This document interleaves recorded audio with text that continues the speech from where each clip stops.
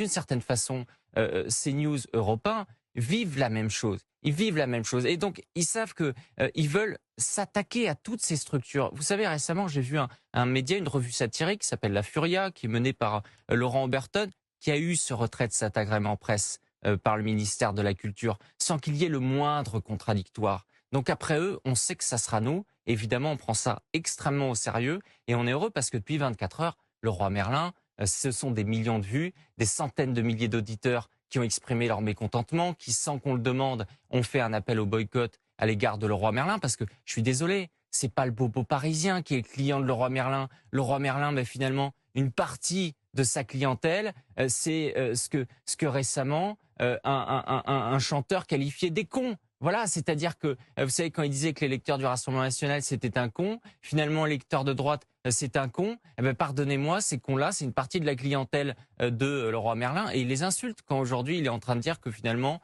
c'est être xénophobe, et que Frontières, eh bien, il faut aujourd'hui les bannir. Donc, c'est près de 15 millions de vues qui ont été faits sur le tweet du roi Merlin, qui, à mon avis, hein, bon, ce serait bien passé de cette polémique.